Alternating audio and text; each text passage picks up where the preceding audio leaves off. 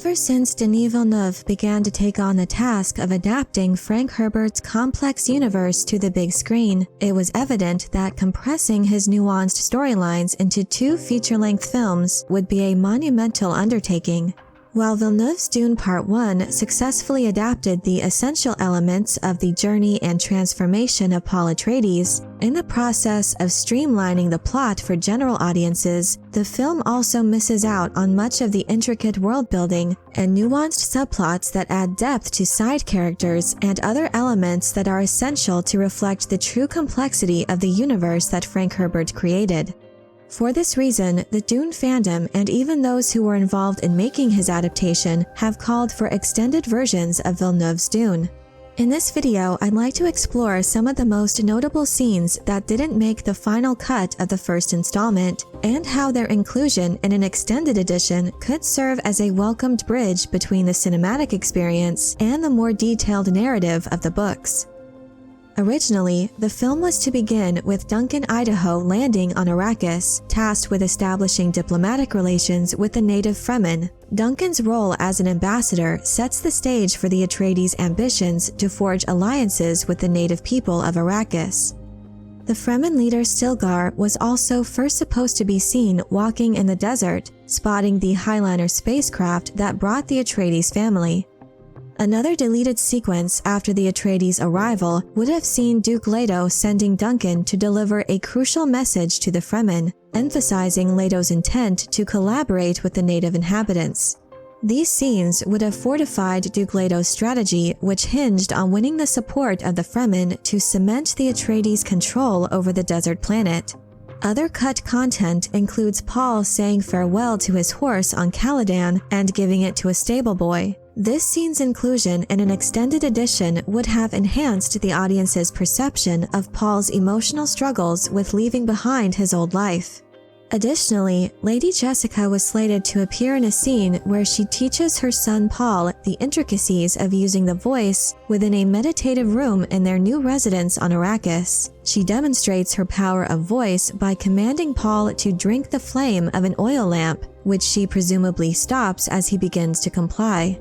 This scene would not only serve to establish Jessica's formidable power, but it would also lay foundational groundwork for Paul's future character development. By showing him learn the art and power of the voice, the film could more clearly foreshadow Paul's eventual metamorphosis into a charismatic and capable leader, one skilled in persuasion with the ability to command and rally the Fremen in their struggle against the oppressive Harkonnens.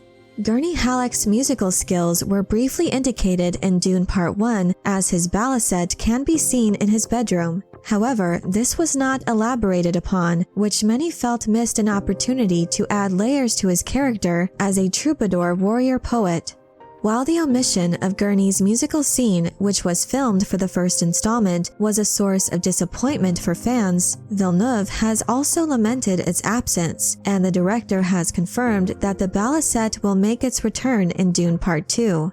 Villeneuve said in an interview that he saw this inclusion as a weird priority, likely to add another layer to Gurney's character, making him more poetic and multidimensional. Another shot that was absent from the first installment of Dune would have served to deepen the malevolent nature of the Harkonnens while heightening the stakes for House Atreides. In this cutscene, the Atreides discover a grim gift left for them by Baron Harkonnen, a box filled with the severed fingers of spice workers. This morbid offering would have underscored not only the sadistic ruthlessness of the Harkonnens, but also the challenges that the Atreides faced in securing a stable labor force for spice extraction on Arrakis. The inclusion of such a scene would doubtlessly intensify the emotional tension and gravity of the Atreides situation, reinforcing how the Harkonnens were actively undermining their efforts to establish control and governance over the spice-rich planet. Its appearance in an extended cut could certainly serve as a chilling reminder of the ruthless tactics employed in this interstellar struggle for power and resources. Many fans of Frank Herbert's original Dune series no doubt felt the absence of Dr. Yue's more intricate storyline, a subplot rich in emotional complexity and ethical dilemmas. In the original text, Dr. Yue is a character fraught with inner conflicts and betrayals, yet the cinematic adaptation relegated him to a more peripheral role by omitting key scenes that would have delved further into his psyche. Deleted sequences between Dr. Yue and other characters like Paul Atreides, where he gives the young noble a copy of the Orange Catholic Bible, and another deleted scene between himself and Lady Jessica, could have offered viewers a nuanced look into his motivations and moral struggles as he continues to contend with the loss and uncertainty regarding the fate of his beloved wife Juana.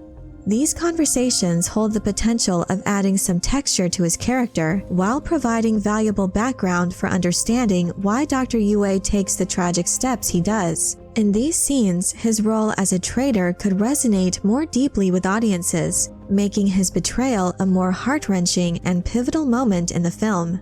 Additional deleted scenes offer glimpses of Liet Kynes and Lady Jessica and the rest of House Atreides attired in formal wear, suggesting the existence of a banquet scene from the novel that ultimately did not make it to the theatrical version. This missing scene is particularly noteworthy as it provides an excellent opportunity for character development and plot progression. Within the highly political and culturally intricate setting of Arrakis, the banquet would not only have been a social event, but also a microcosm of the various powers at play. In the novel, the interactions between Duke Leto, Lady Jessica, and Liet Kynes, and others during and around this banquet add vital layers of nuance to their complex characters.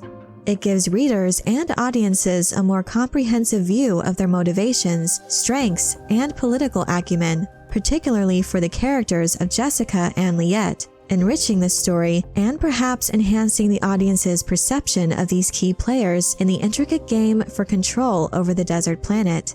In another deleted scene set on the balcony of the Arrakeen residency, Paul reportedly confides in his father, Duke Leto, expressing concerns that his life's path is predestined. This poignant moment would have reinforced the depth of trust and admiration Paul has for his father. Additionally, it would have helped audiences more deeply understand the emotional drive behind Paul's later quest for revenge against those responsible for his father's tragic end.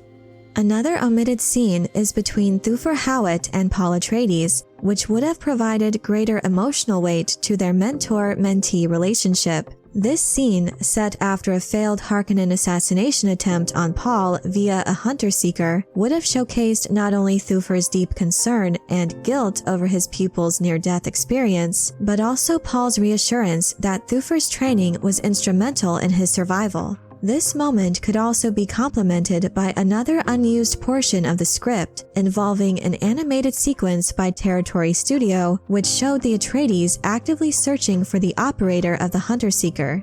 Additionally, actor David Dastmalchian shed light on some of his more intriguing deleted scenes.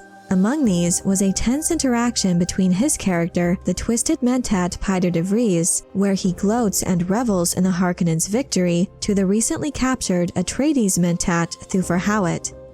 In an interview with Variety, actor Stellan Skarsgård revealed that a chilling exchange between Baron Harkonnen and Lady Jessica had also been filmed. In this deleted scene, Jessica is found bound and gagged on the floor, dressed in her nightgown. The inclusion of such a scene would have added layers to both characters, notably emphasizing the Baron's cunning sadistic nature against his calculating and manipulative tendencies. Another cut scene featured the Baron learning about an Atreides-led attack on his valuable spice stockpile. The Baron is shown emerging from his healing bath covered entirely in a black glistening fluid and floating in the air with the aid of his suspensor harness. His reaction would help to reinforce the idea that the warfare between the Harkonnens and Atreides wasn't as one-sided as initially portrayed in the film. Instead, it hints at the Atreides' own strategic cunning, making their threat of a rise to imperial power more plausible. Moreover, the Atreides' bold move to destroy the spice puts the Harkonnens in a desperate position. This supports their motivations to increase their oppression on Arrakis, intensifying the Fremen's resolve as they rally behind Paul to overthrow the Harkonnens.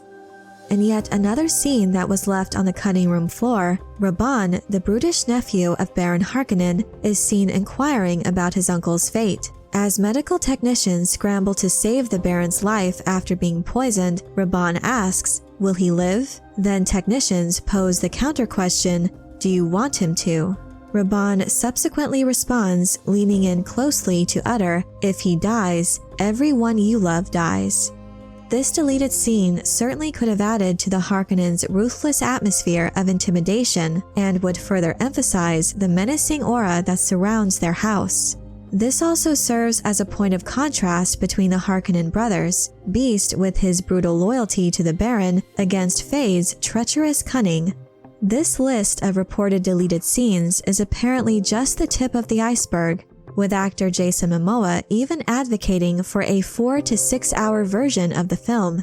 However, despite this, Villeneuve maintains that no extended cut exists and remains adamant that the theatrical version will remain the only approved director's cut of the film. Perhaps what is most unfortunate about these deleted scenes is that a majority of them have a solid basis in the source material itself and would have proven to be great opportunities for world building, which would have been helpful for general audiences unfamiliar with Frank Herbert's story to be more effectively immersed into this strange and complex universe. Similar to other adaptations of famous literary giants, most fans feel that the realm of Dune is too expansive and too intricate to be confined within the limitations of mainstream cinema. Therefore, extended cuts offer a gateway into deeper realms of storytelling, enriching the story without compromising its essence. So while an extended cut of Villeneuve's Dune seems like a long shot, many feel that this project is a prime candidate with the potential to not merely be an alternative version of the films, but instead, with the wide array of edited content, it could become essential viewing, enhancing the legacy of Frank Herbert's Dune for generations to come. But I'm curious to know what you think of the deleted scenes from Villeneuve's Dune Part One. In your opinion, is there a need for an extended cut, and would these omitted scenes contribute to a compelling version of the film? Let me know your thoughts in the comment section below. I hope you enjoyed this video. Leave a like if you did, and be sure to subscribe for more Dune and other sci-fi and fantasy news and lore. And if you're looking for other ways to show your appreciation, you can check out my Patreon page, where members get access to exclusive perks. Thank you all so much for your support. And as always, have a very nerdy day.